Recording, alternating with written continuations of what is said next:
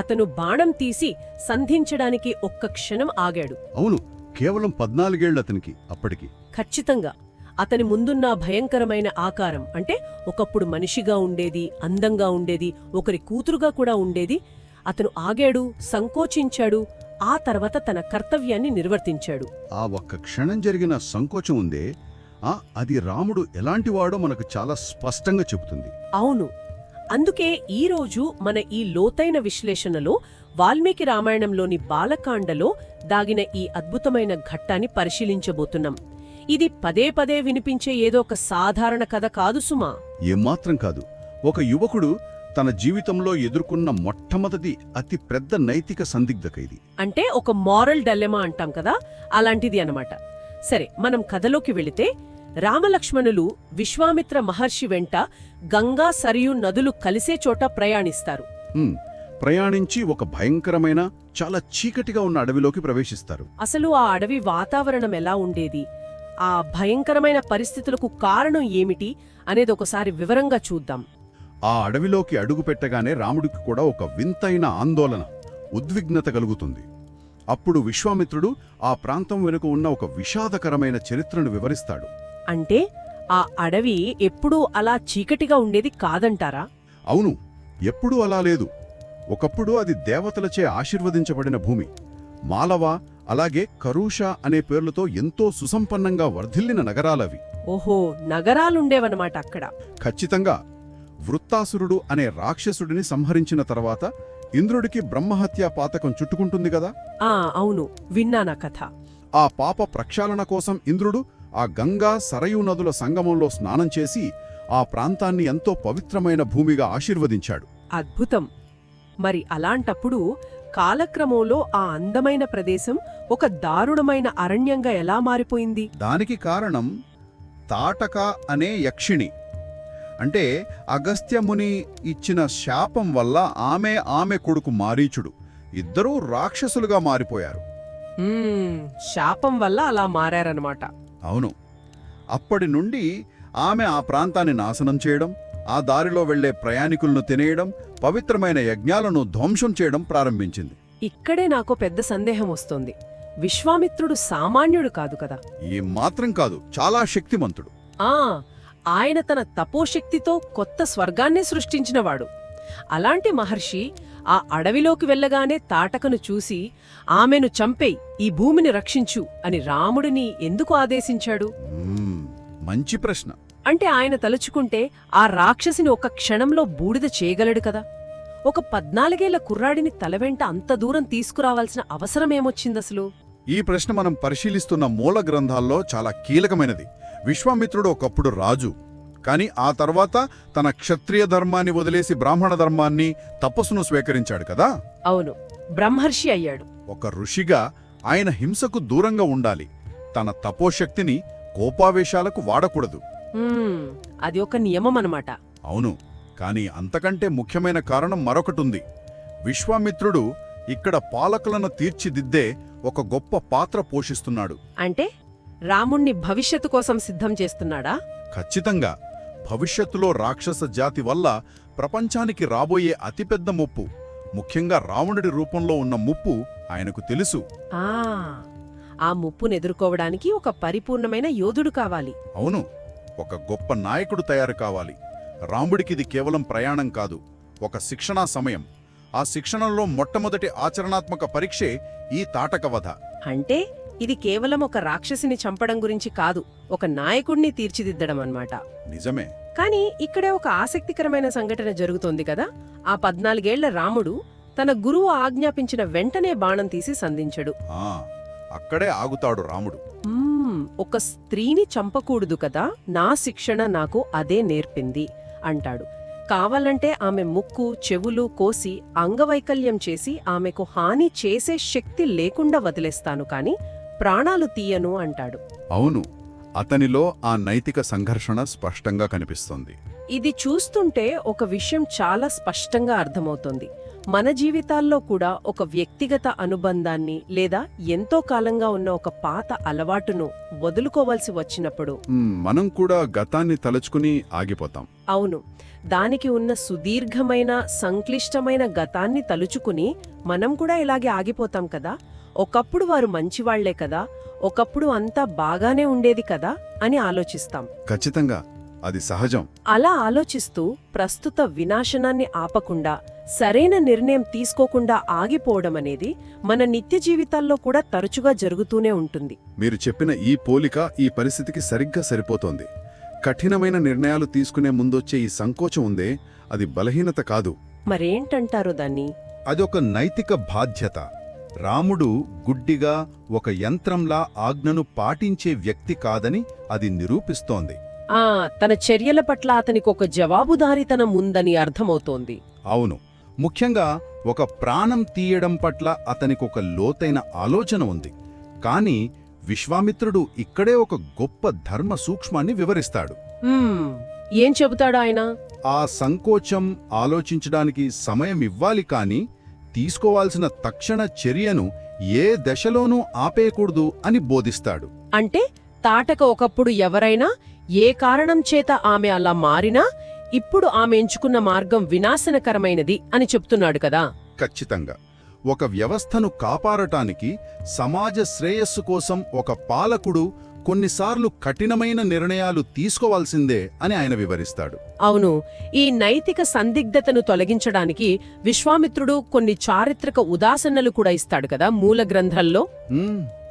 ఇంద్రుడు విరోచనుడి కూతురైన మందరను చంపడం, అలాగే సాక్షాత్తు విష్ణుమూర్తి భృగు మహర్షి భార్యను చంపడం లాంటివి. అవును, అంటే ఆ క్షణంలో ఆమె గతం ఇక అనవసరమని స్పష్టం చేస్తున్నాడు. ప్రస్తుతం ఆమె చేస్తున్న హింసను ఆపడమే నీ ముందున్న ఏకైక ధర్మం.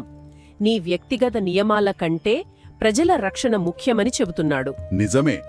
రాముడు ఆ తర్కాన్ని అంగీకరించి తన సంకోచాన్ని పక్కన పెట్టి బాణం వదులుతాడు. ఆ ఒక్క బాణంతో తాటక ప్రాణాలు వదులుతుంది.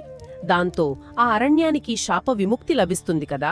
అవును, ఆ అరణ్యం ఎలా మారిపోతుందంటే సాక్షాత్తు దేవేంద్రుడి ఉద్యానవనమైన చైత్రరథంలాగా మళ్లీ ప్రశాంతంగా అందంగా మారుతుంది. వావ్, అంటే ఆ ఒక్క కఠినమైన చర్య వల్ల ఇంత మార్పొచ్చిందన్నమాట. అవును, ఇక్కడ చంపడం అనేది కేవలం ఒక హింసాత్మక చర్య కాదు, అది ధర్మరక్షణ, ఒక వినాశనం నుండి ఒక గొప్ప వ్యవస్థను కాపాడటం. రాముడు తన అంతరంగంలోని సంఘర్షణను ఎప్పుడైతే జయించాడో అప్పుడే అతను ఒక అత్యున్నత స్థాయికి చేరుకున్నాడు అనిపిస్తోంది. ఖచ్చితంగా. ఈ నైతిక పరిణితిని గమనించిన విశ్వామిత్రుడు రాముడిని కేవలం ప్రశంసించి వదిలేయడు. మరుసటి రోజు ఉదయం రాముడికి ఒక గొప్ప బహుమతిస్తాడు. ఆ కృషాశ్వునికి చెందిన అనేక దివ్యాస్త్రాలను ప్రసాదిస్తాడు కదా. అవును, ధర్మచక్రం, కాలచక్రం, ఆగ్నేయాస్త్రం, వాయువ్యాస్త్రం లాంటి అత్యంత శక్తివంతమైన అస్త్రాలవి. ఈ అస్త్రాల ప్రధానమనేది చాలా ఆసక్తికరమైన ఘట్టం. అసలు శస్త్రానికి అస్త్రానికి ఉన్న సాంకేతికమైన తేడా ఏమిటి? శస్త్రం అంటే మనం చేత్తో పట్టుకుని ప్రయోగించే ఆయుధం. అంటే కత్తి, గద లేదా విసిరేసే ఈట లాంటిదంటారా? అవును, కాని అస్త్రమనేది పూర్తిగా భిన్నమైనది. అవి పంచభూతాలతో, అంటే అగ్ని, గాలి, నీరు, సూర్యుడి శక్తితో అనుసంధానమై ఉంటాయి. అసలు ఒక మంత్రం ద్వారా ప్రకృతి శక్తులను ఆయుధాలుగా ఎలా మార్చుకునేవారో వెనుకున్న తర్కమేమిటో కాస్త వివరిస్తారా? పురాతన భారతీయ యుద్ధ విద్యల్లో అస్త్రం అనేది ఒక అత్యున్నతమైన విజ్ఞానం. అస్త్రం వెనుక ఉన్న మూలసూత్రం శబ్ద తరంగాలనుకోవచ్చు. అంటే ఫ్రీక్వెన్సీ లాంటిదా? అవును, ఒక నిర్దిష్టమైన మంత్రాన్ని ఖచ్చితమైన స్వరంతో, సంకల్ప బలంతో ఉచ్చారించినప్పుడు ఆ శబ్ద తరంగాలు ప్రకృతిలోని మూలకాలను ప్రేరేపిస్తాయి. ఓహో, అంటే ఆగ్నేయాస్త్రం చదివితే వాతావరణంలోని ఉష్ణోగ్రత అకస్మాత్తుగా పెరిగి అగ్ని పుడుతుందన్నమాట. ఖచ్చితంగా. అలాగే వాయువ్యాస్త్రం ప్రయోగిస్తే ప్రచండమైన గాలి తుఫాను సృష్టించబడుతుంది. అంటే విశ్వామిత్రుడు రాముడికిస్తున్నది కేవలం భౌతికమైన ఆయుధాలు కాదు కదా. కాదు, ప్రకృతి శక్తులను నియంత్రించగలిగే విశ్వరహస్యాల తాళాలిస్తున్నాడు. ఒక బాలుడి చేతికి ప్రకృతిని శాసించే శక్తినివ్వడమంటే అది ఎంత బాధ్యతతో కూడుకున్న పనో మనం అర్థం చేసుకోవచ్చు. నిజమే, చాలా పెద్ద బాధ్యత. ఈ పాయింట్ వింటుంటే నాకొక ఆధునిక ఉపమానం గుర్తొస్తుంది. ఇది ఒక యువకుడి చేతికి అత్యంత శక్తివంతమైన అత్యంత వేగంగా వెళ్లే రేసింగ్ కారు తాళాలివ్వడమే కాదు, మ్మ్, ఆ ఇంజిన్ ఎలా పనిచేస్తుందో నేర్పించడం. అవును. ఏ గేర్ ఎప్పుడు వేయాలో, అన్నిటికంటే ముఖ్యంగా ప్రమాదం ఎదురైనప్పుడు బ్రేకులు ఎప్పుడు ఎలా వేయాలో నేర్పించడం లాంటిది. చాలా అద్భుతమైన పోలిక. విశ్వామిత్రుడు ఆ అస్త్రాలను ఇవ్వడమే కాకుండా వాటిని తిరిగి వెనక్కి రప్పించే మంత్రాలను కూడా నేర్పుతాడు. దాన్నే ఉపసంహార విద్య అంటారు కదా. అసలు ప్రయోగించడం నేర్పినప్పుడు మళ్ళీ ఉపసంహారం గురించి ఇంత వివరంగా చెప్పాల్సిన అవసరమేమొచ్చింది? బ్రేకులు లేని కారు ఎంత ప్రమాదకరమో, ఉపసంహారం తెలియని అస్త్రం అంతకంటే ప్రమాదకరం. అంటే కంట్రోల్ తప్పితే వినాశనమే. అవును. ఒక్కసారి ఆయుధాన్ని వదిలిన తర్వాత పరిస్థితి మారిపోయినా లేదా అవసరం లేదనిపించినా దాన్ని గాల్లోనే నిలిపివేసి వెనక్కి రప్పించే విద్యే ఉపసంహారం. ఓహో, అంటే మధ్యలోనే ఆపేయడం అన్నమాట. అవును. చరిత్రలో మనం చూస్తే అశ్వత్థామ లాంటి యోధులు బ్రహ్మాస్త్రాన్ని ప్రయోగించడం తెలుసుకున్నారు, కానీ ఉపసంహరించడం తెలియక ఎంతటి మహావినాశనానికి కారణమయ్యారో మనకు తెలుసు కదా. నిజమే, మహాభారతంలో విన్నాం. విశ్వామిత్రుడు అస్త్రాలను ప్రయోగించడంతో పాటు ఉపసంహార మంత్రాలను కూడా నేర్పినప్పుడు ఒక అద్భుతం జరుగుతుంది. ఏం జరుగుతుంది? ఆ అస్త్రాల అధిదేవతలందరూ కాంతి స్వరూపంలో మూర్తిభవించి రాముడి ముందు నిలబడతారు. చేతులు కట్టుకుని, మేము నీకు బానిసలవుతాము, నీ ఆదేశాల కోసం ఎదురు చూస్తున్నాము అని చెబుతారు. వావ్! అంత శక్తివంతులైన దేవతలు అలా చెబితే అప్పుడు ఆ 14 బాలుడు ఎలా స్పందించాడు? ఎంతో పరిణతి చూపిస్తాడు. మీరు ఎల్లప్పుడూ నా వెంటే ఉండాల్సిన అవసరం లేదు, నా మనసులో స్మరించినప్పుడు, అవసరమైనప్పుడు మాత్రమే నా దగ్గరకు రండి అని ఎంతో సంయమనంతో చెబుతాడు. అద్భుతం! ఆ మాటలో ఉన్న లోతైన అర్థం వింటుంటే ఆశ్చర్యం వేస్తుంది. నా దగ్గర అపరిమితమైన శక్తి ఉంది కదా అని ప్రతిక్షణం దాన్ని ప్రదర్శించాల్సిన అవసరం లేదు. అవును, కేవలం అవసరమైనప్పుడు మాత్రమే వాడుతాను అనే ఆ నియంత్రణ చాలా గొప్పది. ఖచ్చితంగా. సరైన మార్గదర్శకత్వంతో, వివేకంతో కూడిన శక్తి మాత్రమే జ్ఞానంగా మారుతుందని, లేకపోతే ఆ శక్తే వినాశనానికి కారణమవుతుందని ఈ ఘట్టం మనకు స్పష్టంగా చెబుతోంది కదా. 100% పాళ్ళు నిజం. విశ్వామిత్రుడిచ్చిన ఈ శిక్షణ కేవలం సైనిక శిక్షణ కాదు. మరేంటంటారు? భవిష్యత్తులో ఒక గొప్ప పాలకుడిగా మారబోయే వ్యక్తికి వేసిన ఒక తాత్విక పునాది ఇది. అయితే జ్ఞానంతో కూడిన ఆ శక్తిని పొందిన తరువాత దానిని ఒక గొప్ప ఆశయం కోసం ఎలా ఉపయోగించాలో పరీక్షించే సమయం వెంటనే వస్తుంది కదా మన కథలో. అవును, వెంటనే వస్తుంది. వారి ప్రయాణం కొనసాగి సిద్ధాశ్రమానికి చేరుకుంటారు. ఆ ఆశ్రమంలో అసలు పరీక్ష ఏమిటి? అక్కడేం జరుగుతోంది? ఆ సిద్ధాశ్రమానికి ఒక అద్భుతమైన పౌరాణిక నేపథ్యం ఉంది. గతంలో సాక్షాత్తు వామనావతారంలో విష్ణుమూర్తి తపస్సు చేసిన ప్రదేశం అది. బలిచక్రవర్తి కథ ఇక్కడే జరిగిందంటారా? అవును. బలిచక్రవర్తి యజ్ఞం చేస్తున్నప్పుడు ఆ 3 అడుగుల నేల అడిగిన ఘట్టం అక్కడే జరిగిందని మూల గ్రంథాలు చెప్తున్నాయి. అలాంటి పవిత్రమైన ప్రదేశంలో విశ్వామిత్రుడు తన యజ్ఞాన్ని ప్రారంభిస్తాడు. ఆ యజ్ఞం చాలా కఠినమైనది కదా? చాలా కఠినమైనది. 6 రోజుల పాటు పూర్తి మౌన దీక్షతో చేయాల్సిన యజ్ఞం. ఆ 6 పగళ్ళు 6 రాత్రులు కనురెప్ప వాల్చకుండా, నిద్రపోకుండా రామలక్ష్మణులు ఆ యజ్ఞానికి కాపలా కాస్తారు. ఒకసారి ఆలోచించండి, 14 ఏళ్ల వయసులో 6 రోజుల పాటు నిద్రపోకుండా ఉండడం అంటే మాటలా? పైగా ప్రతి క్షణం రాక్షసులు ఎటువైపు నుండి వస్తారో అని అప్రమత్తంగా ఉండాలి. మెదడు, శరీరం ఎంతలా అలసిపోతాయో ఊహించండి. మానసిక ఉద్రిక్తతను తట్టుకోవటం నిజంగా అతిపెద్ద పరీక్షే. మొదటి 5 రోజులు ఎంతో ప్రశాంతంగా గడిచిపోతాయి. 6వ రోజున యజ్ఞం పూర్తవుతుందనగా ఒక్కసారిగా వాతావరణం భయంకరంగా మారుతుంది కదా? అవును. ఆకాశం నుండి రక్తం వర్షంగా కురుస్తోంది. మారీచ, సుబాహులు తమ రాక్షస మూకలతో ఆ యజ్ఞాన్ని ధ్వంసం చేయడానికి పైనుండి దాడి చేస్తారు. 6 రోజుల నిరీక్షణ ఆఖరి క్షణంలో ఒక్కసారిగా జరిగిన దాడి, ఆ ఉద్రిక్త సమయంలో అప్పటిదాకా రాముడు పొందిన శిక్షణ ఎలా ఉపయోగపడింది? అక్కడే రాముడిలోని ఒక పరిపూర్ణమైన వ్యూహకర్త బయటపడతాడు. రాక్షసులు రాగానే అతను ఆవేశపడిపోయి తన దగ్గరున్న బ్రహ్మాస్త్రం లాంటి మహా అస్త్రాలన్నీ వాడేసి గుడ్డిగా విధ్వంసం సృష్టించలేదు. ఇక్కడే అస్త్రాల మీదున్న అవగాహన, ఆ నియంత్రణ కనిపిస్తోంది. అవును. ప్రతి ఒక్కరికి తగిన విధంగా ఎవరికి ఏ అస్త్రం వాడాలో క్షణాల్లో నిర్ణయించుకుంటాడు. మొదట మానవాస్త్రం ప్రయోగించి మారీచుడు గుండెల మీద కొడతాడు. ఆ ఇక్కడ మానవాస్త్రం యొక్క పనితీరు చాలా ఆసక్తికరంగా ఉంటుంది కదా. అది ప్రాణాలు తీసే ఆయుధం కాదనుకుంటా. ఖచ్చితంగా కాదు. అది ఒక అపారమైన భౌతిక శక్తిని, అంటే మనకు అర్థమయ్యేలా చెప్పాలంటే ఒక శక్తివంతమైన కైనెటిక్ ఎనర్జీని ఇస్తుంది. ఆ దెబ్బకు మారీచుడు చనిపోడు, కానీ 100 యోజనాల దూరంలో ఉన్న సముద్రంలో వెళ్ళిపడతాడు. ఇక్కడ రాముడు తీసుకున్న ఆ నిర్ణయం వెనుక ఆంతర్యమేమిటి అంటారు? ప్రాణాలు తీసే శక్తి ఉండి కూడా మారీచుడిని ఎందుకు బ్రతకనిచ్చాడు? దానికి 2 కోణాలున్నాయి. ఒకటి వ్యూహాత్మక సంయమనం, 2 అనవసరమైన ప్రాణనష్టం చెయ్యకూడదని వివేకం. అంటే భవిష్యత్తులో మారీచుడి పాత్ర రామాయణంలో మళ్ళీ ఉందనా? అవును, మారీచుడు మళ్ళీ వస్తాడు. రాముడు ప్రదర్శించిన ఆ ఖచ్చితత్వం నిజంగా ఆశ్చర్యకరం. ఎదురుగా ఎంత ప్రమాదముందో ఆ పరిస్థితిని అదుపు చేయడానికి అంతే శక్తిని వాడాడు. ఆ తరువాత ఆగ్నేయాస్త్రంతో సుబాహుని, వాయువ్యాస్త్రంతో మిగతా రాక్షసులను అంతం చేస్తాడు కదా. అవును, తన ఆయుధాల మీద, తన భావోద్వేగాల మీద రాముడుకున్న పూర్తి నియంత్రణను ఇది చూపుతుంది. ఎవరిని చంపాలో, ఎవరిని కేవలం పారద్రోలాలో ఒక పాలకుడికి స్పష్టత ఉండాలి కదా. ఖచ్చితంగా యజ్ఞ రక్షణే ప్రధాన లక్ష్యం తప్ప గుడ్డిగా అందరినీ చంపడం కాదిక్కడ ఉద్దేశం. ఎప్పుడైతే ఆ రాక్షస సంహారం పూర్తయి యజ్ఞం ఎలాంటి ఆటంకం లేకుండా విజయవంతం అవుతోందో ఆ క్షణంలో విశ్వామిత్రుడి స్పందన చాలా అద్భుతంగా ఉంటుంది. ఆయన ఎలా ఫీల్ అయ్యాడప్పుడు? ఎంతో సంతోషంతో, గర్వంతో ఆయన రాముడిని గుండెలకు హత్తుకుంటాడు. అప్పటి వరకు రాముడిని చెయ్యి పట్టుకుని దారిలో నడిపించిన ఒక గురువు యజ్ఞం పూర్తయిన తర్వాత రాముడిని తనతో సమానమైన వ్యక్తిగా గుర్తిస్తాడు.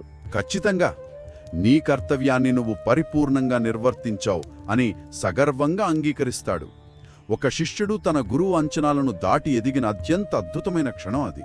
నిజంగా ఇదొక పరిపూర్ణమైన ప్రయాణం కదా. ఆ భయంకరమైన అడవిలో ఒక రాక్షసిని చూసి బాణం వేయడానికి సంకోచించిన ఒక బాలుడు వారం రోజులు తిరిగేసరికి ప్రకృతి శక్తులను శాసించే అస్త్రాలను పొందాడు. అవును, రోజుల తరబడి నిద్ర లేకుండా కాపలా కాసి ఖచ్చితమైన వ్యూహంతో ఆశ్రమాన్ని రక్షించిన ఒక పరిపూర్ణ యోధుడుగా మారాడు. అవును, ఈ ఘట్టం ముగిసింది. సిద్ధాశ్రమంలో యజ్ఞం పూర్తయింది. అరణ్యం ప్రశాంతంగా మారింది. కాని మనం పరిశీలిస్తున్న ఈ కథ ఇక్కడతో ఆగిపోదు కదా. అసలు కథకి ఇది కేవలం ఒక నాంది మాత్రమే. అవును, రాముడి జీవితంలో రాబోయే అతి పెద్ద మలుపుకి ఇది పునాది.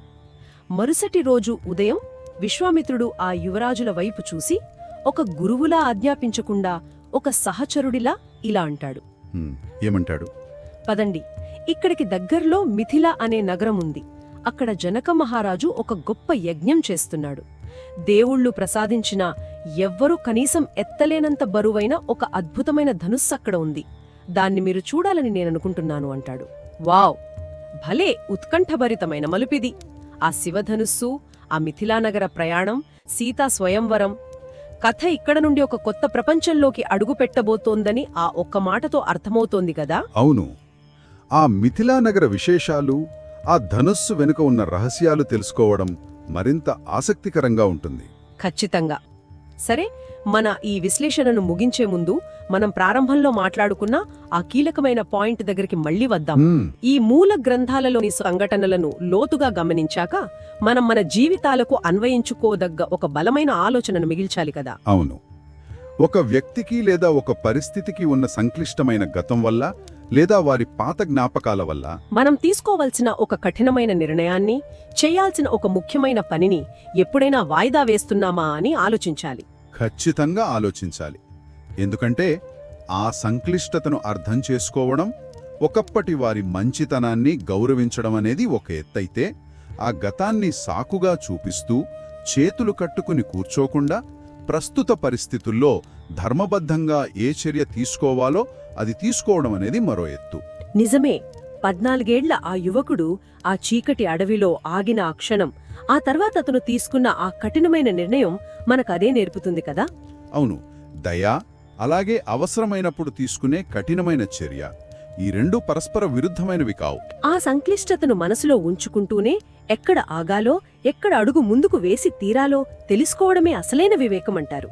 అవును, ఆ వివేకం ఎలా సాధించాలో, ఎక్కడ మనం మన నిర్ణయాలను వాయిదా వేస్తున్నామో ఒకసారి లోతుగా ఆలోచిద్దాం. మరో ఆసక్తికరమైన లోతైన విశ్లేషణతో మళ్ళీ కలుద్దాం.